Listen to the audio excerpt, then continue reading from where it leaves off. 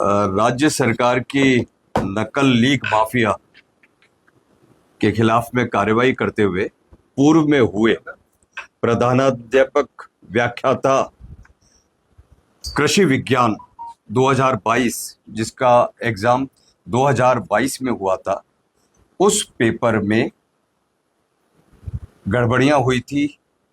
इसकी हमारे पास में जानकारी आई।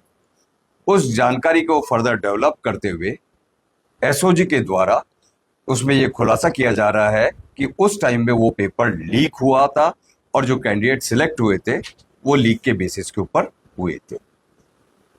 इस संबंध में हमारे द्वारा 13/26 एक मुकदमा दर्ज किया गया था।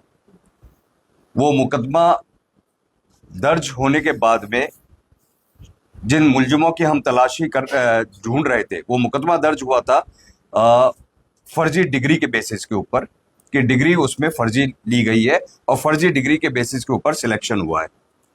लेकिन मुलजिम जो कि राज्य सरकार की ड्यूटी में होते हुए फर्स्ट ग्रेड टीचर होते हुए वो गायब हो गया। जैसे ही पुलिस में मुकदमे संबंधी कार्रवाई हुई और इसकी हम लोगों ने इंक्वायरी शुरू हुई दैट मुलजिम वाज नॉट अवेलेबल, हम लोगों ने अथक प्रयास किए और एक तरह से प्रकरण डेड एंड पे आ गया था। जिस समय में हम लोग आगे बढ़ने की सोच रहे थे कि किस प्रकार से इस प्रकरण को आगे बढ़ाया जाए, कमोबेश उसी समय में श्री अजय पाल लांबा जो एसओजी के आईजी साहब हैं और कुंदन यहाँ पे ज्वाइन किए और अजय लांबा जी के नेतृत्व में टीम ने कार्य करते हुए कि वो जो डेड एंड आ रखा है उस डेड एंड को आगे कैसे बढ़ा जाए, और फिर उन्होंने एक नया कैंडिडेट निकाला। पूरे डेटा की एनालिसिस करी, डेटा की एनालिसिस करके उन्होंने एक नया कैंडिडेट निकाला जिसमें पता पड़ा कि इस कैंडिडेट की डॉक्यूमेंट्स भी फर्जी हैं और गलत तथ्य दे रखे हैं। वो कैंडिडेट का नाम है अशोक कुमार यादव, जिसको हमने कुछ ही दिन पूर्व में गिरफ्तार किया था।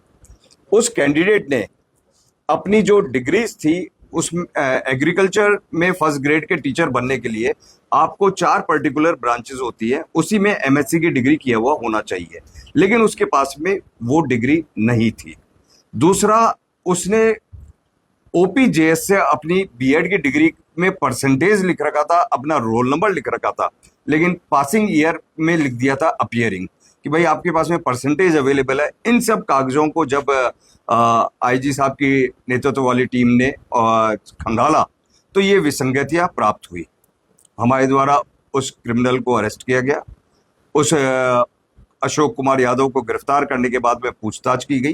पूछताछ में उसने स्वीकार किया कि हाँ, उसके द्वारा ये फर्जी डिग्रियां और ये फर्जी चीज़ें प्राप्त करी गई है।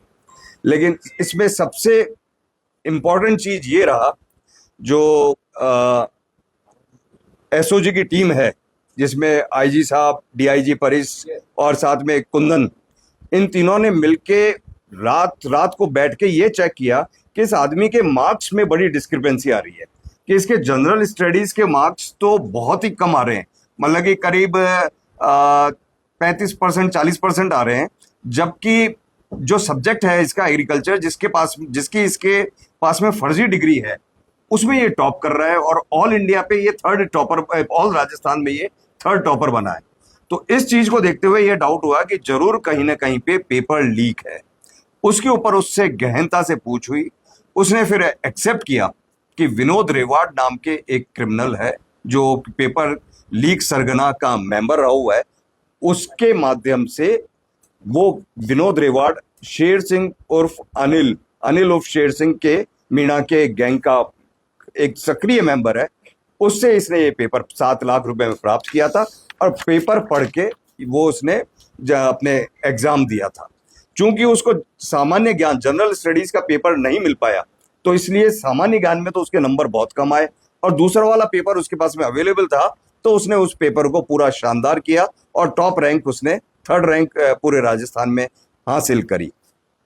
इसके बाद में हमारा जो ऑफिसर्स हैं उनका ध्यान फिर विनोद रेवाड़, शेर सिंह और शेर सिंह के ऊपर की कड़ियों की तरफ गया। इसी क्रम में सबसे पहले विनोद रिवार्ड के लिए टीम्स बनाई गई। एसपी एसओजी कुंदन कांवरिया और उनके निर्देशन में पूरे राजस्थान में जगह जगहों के ऊपर रेड्स दी और जानकारी हासिल करी गई।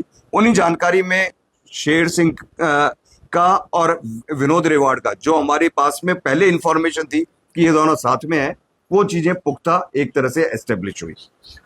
उन चीजों के एस्टेब्लिश होने के बाद में हमारा कंसंट्रेशन हुआ कि शेर सिंह को लेके आया जाए। शेर सिंह को सबसे पहले पुलिस ने आज के 4 दिन पहले लिया हिरासत में और उससे गहन पूछताछ की गई। उस पूछताछ में अनुसंधान अधिकारी चिरंजी लाल मीणा तथा सलेम मोहम्मद, वो दोनों लगे रहे और उन्होंने एक एक बिंदु के ऊपर उससे पूछताछ करी गई तथा सीनियर लेवल के ऊपर आईजी साहब व एसपी साहब ने, दोनों ने उनसे पूछा, बहुत सारे तथ्य डेवलप करे। उन तथ्यों के डेवलप होने के उपरांत में यह ज्ञात हुआ कि यस, ये पेपर आउट हुआ था और सबसे इसमें खास बात रही कि ये पेपर निकला था बाबूलाल कटारा, जो तत्कालीन आरपीएससी के मेंबर थे। आरपीएससी तक इसके तार पहुंचने पर और बाबूलाल कटारा के तक तार पहुंचने पे हमारे द्वारा बाबूलाल कटारा को गिरफ्तार किया गया है। बाबूलाल कटारा के गिरफ्तारी के उपरांत में उनसे गहन पूछताछ करी जा रही है। पूछताछ में तरह तरह के जानकारियां प्राप्त हो रही है। मेन चीज कि बाबूलाल कटारा द्वारा स्वयं द्वारा क्या क्या गड़बड़ियां करी गई उसके बारे में जानकारी। इसके अलावा उनके कार्यकाल के दौरान जो उन्होंने स्वयं ने नहीं करी हो लेकिन उनकी नॉलेज में होगी और क्या क्या गड़बड़ियां हुई है, उनके बारे में सारी इंफॉर्मेशन एकत्रित करी जा रही है। उस एकत्रित इंफॉर्मेशन के बेसिस के ऊपर फर्दर एसओजी कार्रवाई करेगी। इसी क्रम में एक और बहुत चौंकाने वाली जानकारी भी आई। जब बाबूलाल कटारा से हमारे ऑफिसर्स ने पूछताछ करी, उस पूछताछ में बाबूलाल कटारा ने एग्री किया कि साहब ये मेरे से गलती हुई, ये मैंने 60 लाख रुपए के में इस पेपर का शेर सिंह को देना, शेर सिंह मेरा पुराना परिचित है, उसको देना स्वीकार किया। उसके साथ में उसने एक और विशेष चीज बताई कि इसको पेपर को देने का मेरा 2 पर्पस थे शेर सिंह से जानकारी का, कि न केवल पैसे कमाना लेकिन उनका भांजा विनोद दामोर जो उनके साथ में रहता था, विजय दामोर जो उनके साथ में रहता था, उसको सेलेक्ट करवाना।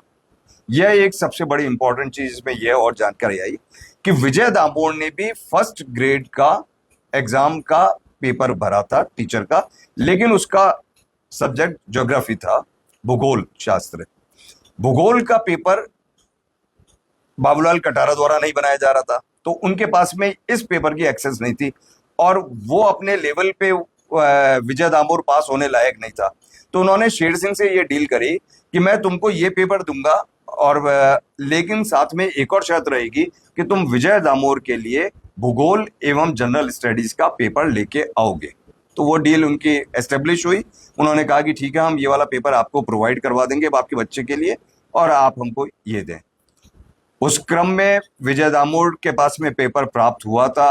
पेपर का फिर कैसे क्या हुआ उसमें हमारे आईजी साहब व एसपी साहब दोनों कंटिन्यूसली छुट्टियों के दिन में भी लग के इंटरोगेशन कर रहे हैं कि आखिर किस प्रकार से वो पेपर प्राप्त हुआ, आगे कैसे उसमें क्या हुआ और पूरा ये मैकेनिज्म क्या है, किस और क्या क्या आरपीएससी में गड़बड़ियां हुई है।